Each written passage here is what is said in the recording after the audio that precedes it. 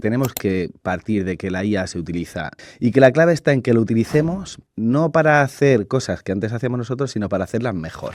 Claro, estamos en un momento, como bien acabas de decir, de bulos, de desinformación masiva y fácil de crear. Que a la gente le da igual. Eso es así. La gente le da igual Le da que igual un quién contenido lo lo haga una IA o lo haga una persona. Lo que necesitan es que se entienda bien, que responda a sus necesidades. Yo digo una frase que se dice mucho. Yo creo, en mi opinión, que no va a quitar el trabajo una IA o la va a quitar alguien que use la IA. Detectar o diferenciar lo que es un bulo de lo que no lo es, pues creo que los periodistas tenemos una gran oportunidad.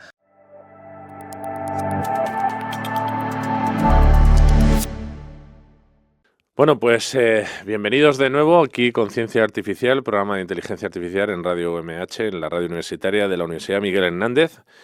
Y hoy encantados de estar aquí. Tenemos un invitado de lujo que es el profesor Félix Arias. Bienvenido. Muchas gracias. Félix Arias es profesor del área de periodismo y vicedecano de la titulación de periodismo aquí en la universidad. O sea que es el que gobierna la nave del periodismo, la Miguel Hernández. Bueno. Y además es experto en periodismo de datos e inteligencia artificial para la comunicación, que es algo de lo que vamos a hablar hoy, porque es algo que tiene mucha repercusión, más de la que nos imaginamos, pero que dentro de lo que es este mundo del periodismo, pues bueno, está mutándolo, por decirlo de alguna manera. Félix, bienvenido. Muchas gracias. A tu Encantado casa, de estar aquí. Y este programa que dedicamos vaya usted a saber por qué, a la inteligencia artificial. Bueno, te voy a hacer una primera pregunta que es una pregunta compleja, un poco muy directa, pero que es la pregunta que mucha gente del sector se está haciendo. Y es que, igual que en otros sectores, ¿vale? Es que también está ocurriendo, y es que, ¿crees tú, en tu opinión, que la IA va a sustituir al periodismo? Ahí está. Yo sabía que algo así teníamos que... Y yo tenía la duda de decirte, si te digo que sí, ¿qué pasa, no? Pero no, realmente yo creo que sustituir no lo va a sustituir. Ahora, que lo va a cambiar de arriba abajo y lo va a transformar y nos va a obligar a ponernos las pilas a todos, como en todos los sectores, ahí creo que la respuesta es que sí. Incluso te diría, si dentro de muchos años o dentro de unos años lo acaba sustituyendo porque cumple las funciones que el periodismo hace para la sociedad todavía y lo hace, pues como mucho supervisándolo unas pocas personas, pues bienvenido sea. Tampoco será un problema, nos adaptaremos. Nosotros, bueno, a mí esto me lo preguntan a algunos estudiantes, que, bueno, muchos saben que yo también doy clase en la titulación de periodismo, y me preguntan, oye, y si la IA va a hacer de periodista por el tema de los bots y todo eso, ¿qué hacemos aquí? ¿Por qué no nos dedicamos a otra cosa? Yo digo una frase que se dice mucho, pero que es verdad que hay que utilizarla, es mirar, ¿no? Yo creo, en mi opinión, que no va a quitar el trabajo una IA o la va a quitar alguien que use la IA. O sea, la va a quitar otro periodista que use la IA. Por lo tanto, aquí sí que te preguntaría, ¿y cómo puede enriquecer la IA al periodismo? Es decir, ¿cómo el periodista puede utilizar herramientas de inteligencia artificial para ser mejor en su trabajo, para hacer mejor comunicación en cualquiera de los aspectos, vídeo, audio, prensa escrita, en lo que sea? ¿Cómo podría utilizarla? Yo siempre en clase, más o menos la mitad de las clases que doy, hablamos siempre de IA, ¿no? Y yo creo que mi premisa es que tenemos que partir de que la IA se utiliza y que es fundamental y que la clave está en que lo utilicemos no para hacer cosas que antes hacíamos nosotros, sino para hacerlas mejor y para hacer cosas que antes no estaban a nuestro alcance. Y eso significa que tenemos que utilizar la IA para ser más eficientes en algunas tareas, liberar tiempo y luego pues poder conseguir, oye, pues a lo mejor antes yo solo hacía un programa de radio. Bueno, pues si soy más eficiente, ahora voy a hacer también vídeo y voy a hacer también no sé, un cómic o voy a hacer también una web y me va a ayudar a programar, ¿no? La clave está en que podamos utilizar la IA para ser mejores en aquello que antes no podíamos dominar. Oye, y yo me ha quedado la duda, porque me ha parecido muy interesante, preparándome la entrevista y viendo a lo que te dedicas. Investigación en periodismo, comunicación, es decir, llamar periodismo quizá es un poco más concreto, vamos a decir comunicación, que es un poco más global, aunque podría ser lo mismo, ¿no? Pero vale, comunicación e inteligencia artificial. Y la pregunta es, ¿a qué se dedica un investigador de la universidad que trabaja en comunicación e inteligencia artificial? ¿Qué investiga? Pues ahora mismo, mira, yo lo que llevo ya bastantes años, antes de que se hablara de ChatGPT, llevaba unos años investigando cómo en grandes redacciones ya se estaba incorporando el uso de la IA, ¿no? Yo, por ejemplo, estuve hace 3 años en Reino Unido viendo cómo en medios de los punteros, pues en la BBC o en Reuters, en Financial Times, estaban utilizando sistemas pues para transcribir, sistemas para traducir, sistemas para procesar, para automatizar tareas, ¿no? Y entonces esa es la primera tarea, ver qué se está haciendo en la industria de escribirlo. Y luego, otras cosas de las que se pueden hacer es, por ejemplo, medir, ¿no? Medir qué respuesta tiene la gente cuando detecta que un contenido está hecho con inteligencia artificial o cuando no, ¿no? Si realmente tienden a creer más ese contenido, si son más críticos y, por ejemplo, ver cómo responden las audiencias ante ese tipo de cosas, yo creo que son interesantes para nuestro futuro. ¿Y qué conclusiones sale? Es bastante interesante. O sea, lo detectan, son mejores o sea, los bulos los crea mejor la IA que las personas. ¿Qué habéis llegado? Hasta ahora lo que hemos hecho sobre todo de eso son metaanálisis, porque ya se están haciendo, ya llevan años haciendo esa investigación y en general la respuesta es que a la gente le da igual. Eso es así, la gente le da igual que un contenido lo haga una IA o lo haga una persona. Lo que necesitan es que sea bueno, que se entienda bien, que responda a sus necesidades y luego pues que le genere confianza. Y también pues hay que ser conscientes, que responda a sus sesgos y que compren esa información.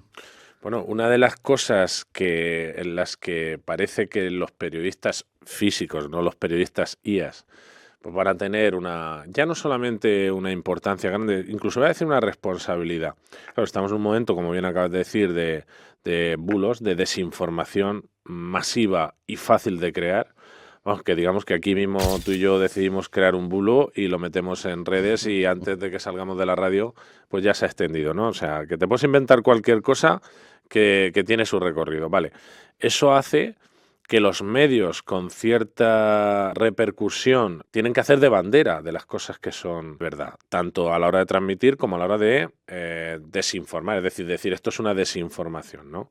De marcar lo que son desinformación. Entonces yo creo que te quería preguntar, ¿crees que eso son una de las líneas futuras de trabajo, tanto de trabajo, de oportunidad de trabajo, como de responsabilidad del periodista en sí o del comunicador en sí, dentro de lo que estamos viviendo y de lo que acabas de decir, de lo que puede ocurrir con los bulos de la IA? Sin duda.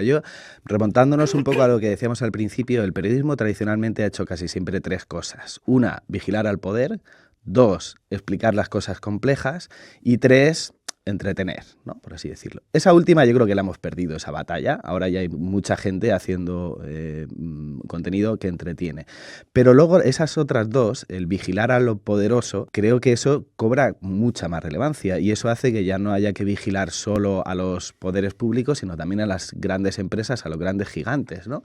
Y ahí hay algunos ejemplos muy chulos. En España todavía no, pero en Estados Unidos hay medios especializados en cubrir la información sobre gigantes tecnológicos. Hay uno que se llama The Markup, que se dedica a eso, ¿no?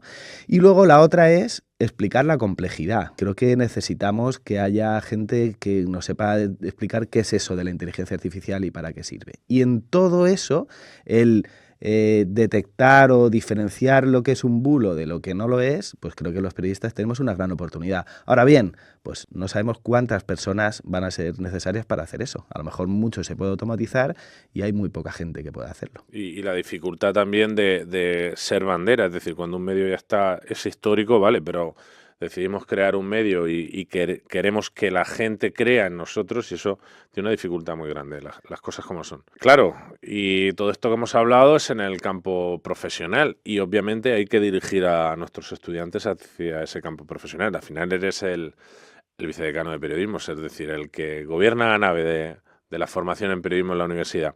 Por tanto, la pregunta es fácil de hacer y muy difícil de contestar, pero claro, yo te la tengo que hacer.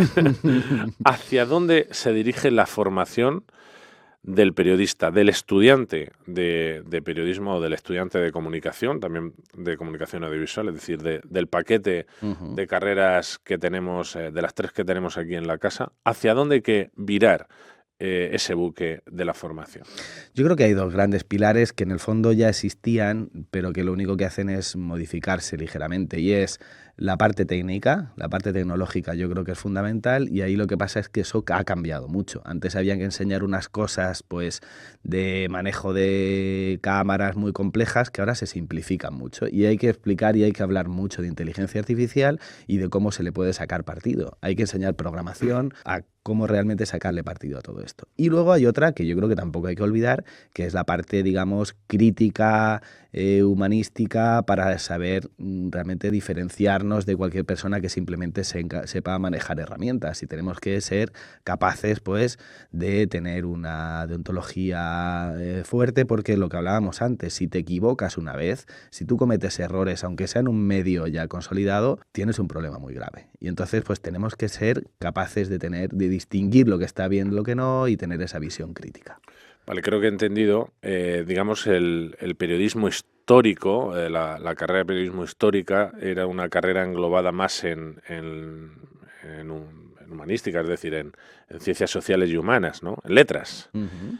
Y creo que lo que acabas de decir es un viraje hacia tecnología sin perder la esencia de la parte humanística, ¿no? Sí, eso. Yo creo que más o menos es lo que había antes, pero sí que yo creo que la técnica es muy importante y hay que Bueno, claro, históricamente se veía al periodista con un lápiz en la oreja y una libreta andando por ahí hace 50 años, y claro, hay tecnología poca.